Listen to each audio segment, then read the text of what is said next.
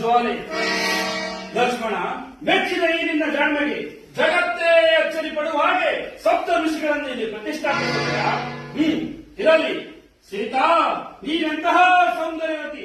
ನಿನ್ನ ಮೇಲಿನ ವ್ಯಾಮೋಹದಿಂದ ಅಂದು ನಿನ್ನ ಸ್ವಯಂವರಕ್ಕೆ ಬಂದ ನಾನು ಶಿವಧನಸ್ಸನ್ನು ಎತ್ತಲಾಗದೆ ಮುಗ್ಗರಿಸಿ ಬಿದ್ದಾಗ ಉಪ್ಪರಿಗೆ ಮೇಲೆ ಕುಳಿತು ಚಪ್ಪಾಳೆ ಹೊಡೆದು ನಕ್ಕಿಯಲ್ಲವೇ?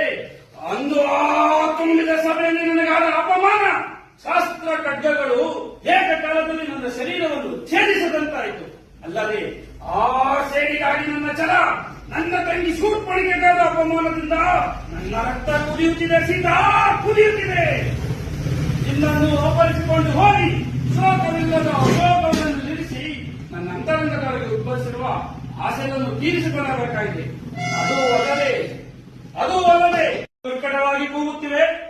ಶಿರ ಮೇಲ್ಭಾಗದೋಳು ಕಾಗೆ ಗುದ್ವಾರಿಗಳ ದನಿಗಳ ಚಿತ್ತಾರ ಆರಂಭವಾಯಿತು. ಅಕಾಲ ಮೃತ್ಯುವಿನ ಸೂಚನೆ ಬೇರೆ. ಛೇ, ಇದಕ್ಕೆಲ್ಲ ಎದುರುವನ ಈ ದಶಕಂಠ ಸಾರ್ವಭೌಮ. ಇಷ್ಟೊತ್ತಿಗಾಗಲೇ ನನ್ನ ಮಾವನದ ಮಾರೀಚನು ರಾಮ ಲಕ್ಷ್ಮಣರನ್ನು ಬಹುದೂರ ಕರೆದುಕೊಂಡು ಹೋಗುತ್ತಾನೆ. ಓಹೋ, ವೇಳೆ ಆಯಿತು. ಹಸಿವು ಬಂದ್ರೆ ತಾಳಲಾರೆ. ಕಣ್ಣಾಲಿಗಳು ತೇಲುತ್ತಿವೆ, ಕೈಕಾಲುಗಳಲ್ಲಿ ಪ್ರಾಣವಿಲ್ಲ. ಏನಾದರೂ ನೀಡು ಬಂದ್ರೆ, ಏನಾದರೂ ನೀಡು.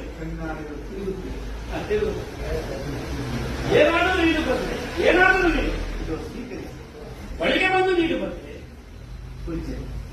ನನ್ನ ಮೈಲು ನಾನು ಲಕ್ಷ್ಮಣನಿಗೆ ಸಪ್ತಋಷಿಗಳ ಆಜ್ಞೆ ಬರೆದಿದ್ದಾನೆ, ಅದನ್ನು ನಾನು ದಾಟುವಂತಿಲ್ಲ. ಏನು? ನಮ್ಮ ಪ್ರೇಮಿಗಳಿಗೆ ಸಪ್ತ ಋಷಿಗಳ ಆಜ್ಞೆ? ಹಸಿವಿನಿಂದ ಬಳಲಿ ಬಂದ ನಾನು ನಿನ್ನಾಶ್ರಮದಲ್ಲಿ ಹಸುವಿಗಿದ್ದಾದರೆ ನಿನಗೆ ಬ್ರಹ್ಮತ್ಯ ದೋಷ